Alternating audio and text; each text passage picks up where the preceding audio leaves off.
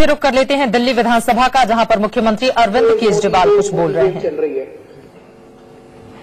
पहले ये लोग लोकसभा जीते, हरियाणा जीते, झारखंड जीते, महाराष्ट्र जीते, दिल्ली में आके इनका रथ रुक गया। वो पीड़ा, दिल्ली की हार की जो पीड़ा है, वो माननीय प्रधानमंत्री जी भुला नहीं पा रहे हैं। पिछले कुछ महीनों में मैं भारतीय जनता पार्टी के बहुत सीनियर लोगों से मिला, कई केंद्रीय मंत्रियों से मिला, बीजेपी के कई सीनियर लीडर से मिला।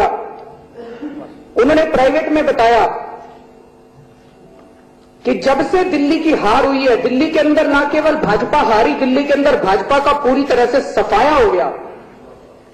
तो बोले जब भी आपका नाम आता है प्रधानमंत्री जी के सामने, वो ऐसे तिलमिला जाते हैं जैसे उनका खून खौल उठता है अगर कोई अरविंद केजरीवाल का नाम प्रधानमंत्री जी के सामने लेते हैं। बुरी तरह से बौखला जाते हैं। पिछले जब से हमारी सरकार बनी है, हमने पूरी कोशिश की है, हमें जनता ने वोट दिया है, जनता की हमसे बहुत उम्मीदें हैं, और जो भारी बहुमत जनता ने दिल्ली की सरकार को, आम आदमी पार्टी को दिया है, उससे लगता है कि जनता की कितनी अपेक्षाएं हम लोगों से, कितनी उम्मीदें हम लोगों से। उन्हीं उम्मीदों को पूरा करने के लिए रात दिन लगे हुए हम लोग, 24 घंटे काम कर रहे हैं हम लोग। राजनीति चुनाव के पहले होनी चाहिए। चुनाव लड़ लिए, अब जो भी सरकार बनी, जिस भी पार्टी की सरकार बनी, उसके साथ मिलके सब लोगों को देश के हित के और प्रदेश के, दिल्ली के हित के लिए काम करना चाहिए। इसी भावना के साथ पिछले कई महीनों से हम लोग पूरी कोशिश कर रहे हैं। केंद्रीय मंत्रियों के पास जा रहे हैं, मैं खुद जा रहा हूं हर केंद्रीय मंत्री के पास, मेरे अपने मंत्री जा रहे हैं हर केंद्रीय मंत्री के पास। हम उनसे सहयोग लेने के लिए जा रहे हैं, उनको सहयोग देने के लिए जा रहे हैं, क्योंकि हम चाहते हैं कि दिल्ली का विकास केंद्र और दिल्ली की सरकार दोनों मिलकर करें।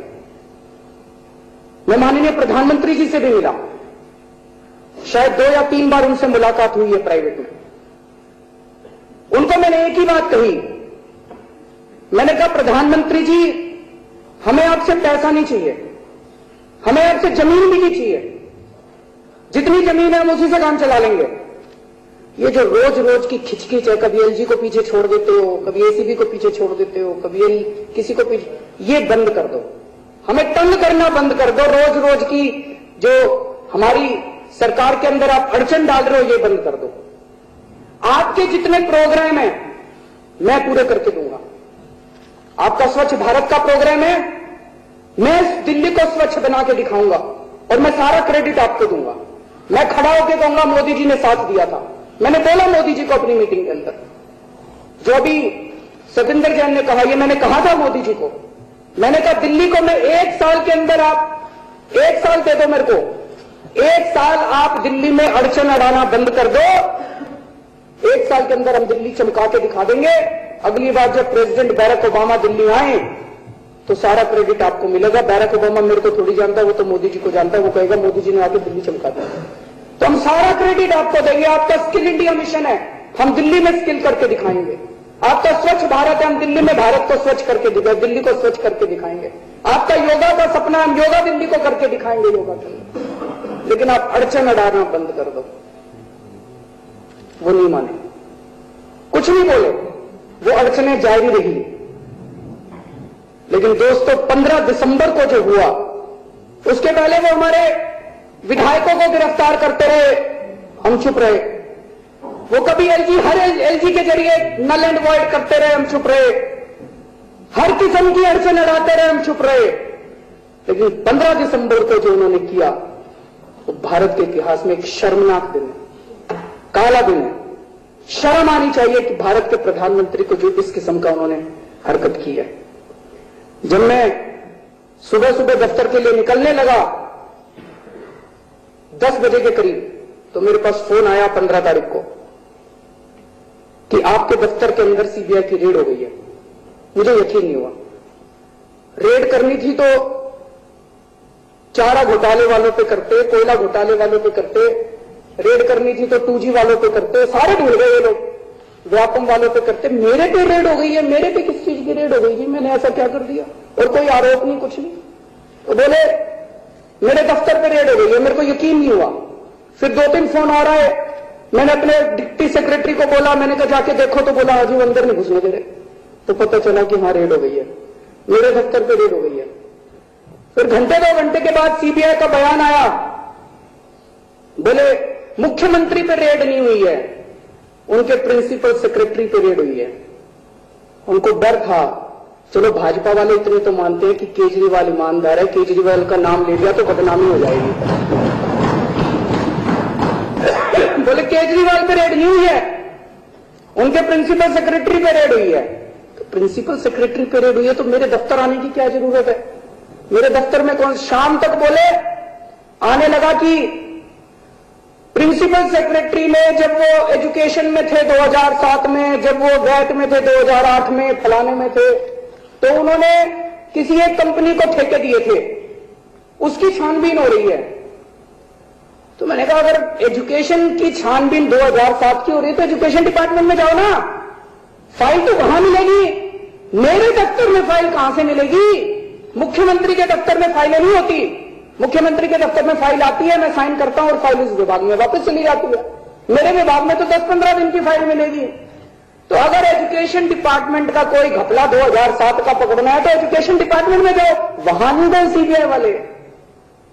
अगर वैट डिपार्टमेंट का घपला पकड़ना है 2008 का तो वहां जाओ, वहां नहीं गए सीबीआई वाले। मेरे दफ्तर के अंदर 2007 की एजुकेशन डिपार्टमेंट की फाइलें ढूंढने आए, तो ये तो साबित हो गया कि राजेंद्र तो सिर्फ बहाना था, केजरीवाल निशाना था। इनकी काली करतूतें धीरे धीरे सामने आ गई। वो कहते हैं ना, जब आप सच्चाई के रास्ते पे चलते तो ऊपर वाला साथ देता। उसके बाद पता चला, फोन आया मेरे पास किसी का, ये सवेर से जब से आए हैं सीबीआई वाले मेरे ऑफिस में, एक डीडीसीए की फाइल है, उसी को लेके बैठे हैं और कोई फाइलें नहीं देख रहे। एक डीडीसीए की फाइल थी, सीक्रेट फाइल मेरे दफ्तर के अंदर, वो लेके बैठे हैं, सवेर से वही पढ़ रहे हैं। तो पता चला कि ये डीडीसीए की उस फाइल की वजह से आए हैं। कुछ दिन पहले चेतन सांघी ने डीडीसीए की इंक्वायरी करी और महाघोटाले निकले उसके अंदर, उसके खिलाफ 2 फर्जी एफआईआर दर्ज करा दी इन लोगों ने। और अब ये उस डीडीसीए की फाइल की वजह से वहां पे छापा मारने आए थे। आज 8वां दिन है, पिछली 15 तारीख को रेड हुई थी, आज 8वां दिन है, आज 22 तारीख हो गई। 8 दिन के अंदर 6 दिन तक लगातार राजेंद्र कुमार की इंटेरोगेशन की गई है। 50 घंटे से ज्यादा की इंटेरोगेशन हुई, 14 घंटे से ज्यादा रेड चली, 14 ठिकानों पर रेड चली। मैं माननीय प्रधानमंत्री से ये पूछना चाहता हूं, क्या मिला आपको? कुछ नहीं मिला। अगर मिलता तो सीबीआई को मिलता बाद में, बाहर आके पहले बताते हैं ये मिल गया, ये मिल गया। लीक करने में सीबीआई से ज्यादा माहिर कोई नहीं। अभी तक कुछ नहीं मिला। क्या मिला? कह रहे जी राजेंद्र जी के अकाउंट में 27 लाख रुपए मिले। अरे 1.5-2 लाख रुपए तनख्वाह उस आदमी की सैलरी अकाउंट में डिक्लेयर कर रखा है, वो अकाउंट नंबर। 27 लाख रुपए जो मिले वो अकाउंटेड फॉर मिले, सेविंग अकाउंट है। 2,39,000 रुपए का कैश मिला उनके घर में। मोदी जी का एक सूट बना था, पता नहीं कितने लाख का था, है जी, 10 लाख रुपए। मोदी जी का एक सूट 10 लाख रुपए का। हमारा अफसर जो चाय बनाते थे, बताते हैं, पता नहीं चाय वाले के पास 10 लाख रुपए का सूट कहां से आ गया। ऐसी कौन सी चाय बेचा करते थे 10-10 लाख रुपए के सूट, और बता रहे 1 लाख रुपए से कम तनख्वाह है। इस अफसर की 2 लाख रुपए महीने की तनख्वाह और 2,39,000 कैश मिल गया, वो भी अकाउंटेड फॉर। एक लॉकर मिला, उसमें कुछ नहीं, खाली लॉकर, और 12 दारू की बोतलें मिली। इस दुनिया के सबसे बड़े जनतंत्र के सबसे बड़े प्रधानमंत्री रेड करवाएं और 12 दारू की बोतलें मिले तो शर्म की बात है, वाकई शर्म की बात है। इसके बाद अगर इनको कुछ मिला, अभी मीडिया वाले कल चलाएंगे सारे जने, केजरीवाल प्रोटेक्ट्स करप्ट बाबू, केजरीवाल प्रोटेक्ट्स करप्ट बाबू। करप्शन साबित तो हो, कौन सी करप्शन है, कहां है वो करप्शन? मैं अकेला मुख्यमंत्री हूं जिसने जरा से एक एविडेंस के ऊपर अपने मंत्री को बाहर कर दिया था।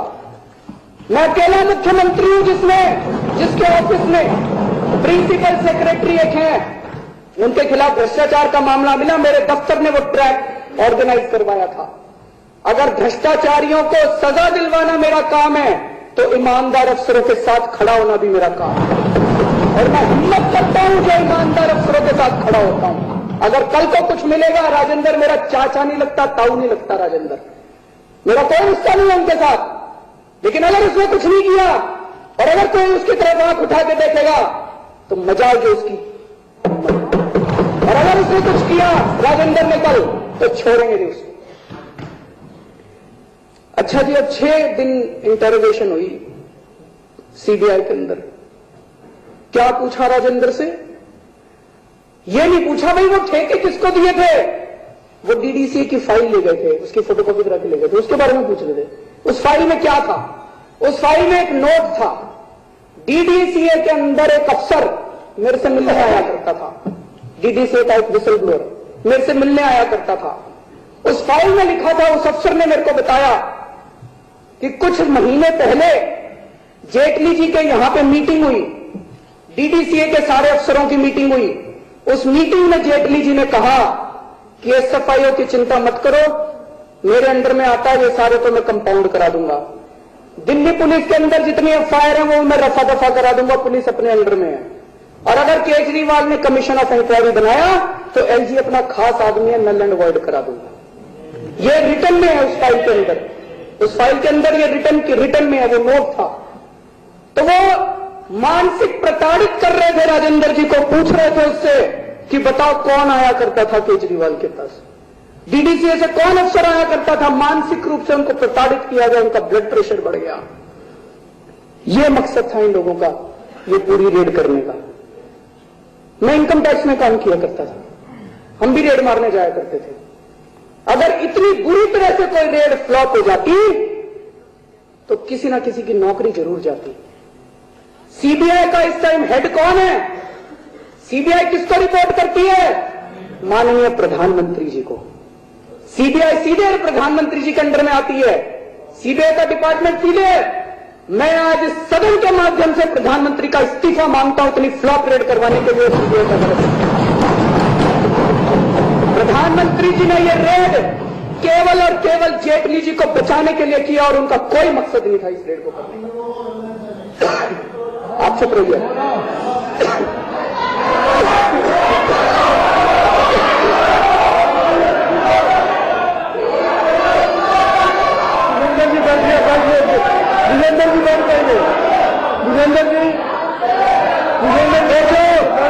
प्रधानमंत्री जी ने किया, ये जो प्रधानमंत्री जी ने किया, ये वाकई बहुत शर्मनाक बात है। हमारे देश के संघीय ढांचे के लिए ये बहुत ही खतरनाक बात है। अगर किसी फाइल को लेने के लिए वो सीबीआई की किसी भी मुख्यमंत्री के यहां रेड करा सकते हैं, तब तो कोई भी बचा नहीं रहा। कल महाराष्ट्र के सीएम के खिलाफ रेड करा देंगे, असम के सीएम के खिलाफ रेड करा देंगे, वेस्ट बंगाल के सीएम के खिलाफ रेड करा, किसी के यहां रेड करा देंगे और फाइलें उठा के ले आएंगे। फिर क्या बचा? फिर कोई जनतंत्र नहीं बचा। मेरे पास 3-4 दिन पहले एक सीबीआई का ऑफिसर आया था, मुझे कहता है सर ऊपर से इंस्ट्रक्शन है हम लोगों को कि जितने भी ऑपोजिशन के मुख्यमंत्री हैं, जितनी भी ऑपोजिशन के लीडर्स हैं, सबको सेट कर दो, सबके यहां, सबको सीबीआई को सबके पीछे लगा दो। जो जो पार्टियां हमारी बात मानना चालू कर, जितनी भी ऑपोजिशन के लीडर्स हैं, सबको सेट कर दो, सबके यहां, सबको सीबीआई को सबके पीछे लगा दो। जो जो पार्टियां हमारी बात मानना चालू कर दो वो तो ठीक है, जो पार्टी हमारी बात ना माने 2018 तक उनको कुचल दो सारी पार्टियों को। ये सीबीआई को इन्होंने इंस्ट्रक्शन दी हुई है। जो गुजरात मॉडल है, या तो अपने सामने वाले ऑपोजिशन को खरीद लो और या उसको खत्म कर दो, ये इनका मॉडल है। ये तो जनतंत्र नहीं है। वो चुने हुए सीएम्स को सीबीआई से डराना चाहते हैं, लेकिन मैं उनको कहना चाहता हूं मोदी जी, प्रधानमंत्री जी, आप बाकियों को डरा सकते हैं, दूसरी पार्टी वालों को डरा सकते हैं, दूसरे नेताओं को डरा सकते हैं, यहां आपका रॉन्ग नंबर लग गया, हम डरने वाले नहीं हैं। और वैसे भी मैं सोच रहा था प्रधानमंत्री जी को इस देश के लोगों से क्या लेना देना। आधे से ज्यादा बार तो वो विदेशों में रहते हैं, एक बहुत बड़ा हवाई जहाज है अकेले उनका, उसके अंदर सारी सुविधाएं, अंदर अपना बेडरूम सारा बना रखा है, बताते हैं सारी सुविधाएं, बढ़िया से बढ़िया सुविधाएं उस हवाई जहाज के अंदर बना रखी है। पूरी दुनिया में घूम रहे हैं। पहले तो वीजा नहीं मिला कई सालों तक, अब वो सारे सपने पूरे कर रहे हैं। तो वो पूरी दुनिया में घूम रहे हैं, 5 स्टार होटलों में रुक रहे हैं, करोड़ों रुपए खर्च कर रहे हैं, और जितना दिन देश में आते हैं उतने दिन बस सीबीआई, कभी सीबीआई को पीछे छोड़ दिया, कभी एलजी को नल एंड वार्ड कर दिया, कभी यही काम करते हैं। जितने दिन देश के बाहर रहते हैं दिल्ली ठीक ठाक चलती है, जैसे ही देश में आते हैं कबाड़ा करना शुरू कर देते हैं। कहते थे न खाऊंगा न खाने दूंगा, वो तो सब खत्म हो गया। अब न काम करूंगा और न काम करने दूंगा। ये कुछ अखबार वाले और माननीय विपक्षी हमारे जो लीडर ऑफ अपोजिशन ने मुद्दा उठाया, हमारी जुरिस्डिक्शन नहीं बनती है। पहली चीज तो ये, हमने एक ट्रांसपोर्ट स्कैम में कमीशन ऑफ इंक्वायरी बनाया था अगस्त के महीने में। ट्रांसपोर्ट स्कैम के अंदर पुरानी जो मुख्यमंत्री थी उनके और उनके चहेते कुछ ऑफिसर फंस रहे थे। मेरे को समझ में नहीं आया उनको बचाने की इस सरकार को क्या पड़ी थी। इन्होंने क्यों उस ट्रांसपोर्ट स्कैम के ऊपर जो इंक्वायरी बिठाई, एमएचए वालों ने उसको नल एंड वाइड कर दिया। इनको क्या पड़ी थी, इनको क्यों बचा रहे थे, उनको किस लिए बचा रहे थे? इनके एलजी साहब फंस रहे थे उसके अंदर, एलजी साहब भी फंस रहे थे। एलजी साहब दौड़ गए। मैंने एमएचए वालों से पूछा था, मैं नहीं जो वो है तो आपके हमारे नहीं, तो हमने एमएचए वालों से पूछा था, एमएचए के सीनियर ऑफिसर से पूछा, बोले कि दौड़े दौड़े रोज चक्कर लगाया करते थे एलजी एमएचए के, पागलों की तरह किसी तरह से कमीशन ऑफ इंक्वायरी ठप हो जाए। तो आज कुछ अखबारों में छपा था कि हाई कोर्ट ने उसको, एमएचए ने नल एंड वाइड किया था। एमएचए की कोई पावर नहीं हमारी कमीशन ऑफ इंक्वायरी को नल एंड वाइड करने की, एमएचए को कोई पावर नहीं दी हुई। उन्होंने कहा हाई कोर्ट ने उसको स्टे किया हुआ, ये हाई कोर्ट का ऑर्डर है जी, हाई कोर्ट ने कोई स्टे नहीं कर रखा, ये हाई कोर्ट का ऑर्डर है, कोई स्टे नहीं कर रखा। कमीशन ऑफ इंक्वायरी अभी भी चल रहा है, केवल कोर्सिव स्टेप्स, क्योंकि उस कमीशन ऑफ इंक्वायरी ने एक अफसर को गिरफ्तार करके नॉन अवेलेबल उसके खिलाफ वारंट जारी कर दिए थे, केवल उसके ऊपर स्टे लगाया था कि इस किस्म की कोर्सिव कार्रवाई नहीं की जाएगी।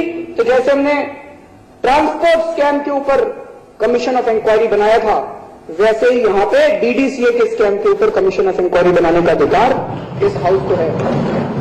दूसरी चीज, केंद्र सरकार ने हमको खुद चिट्ठी लिखी है जुलाई के महीने में, बोले जी इसकी इंक्वायरी करो।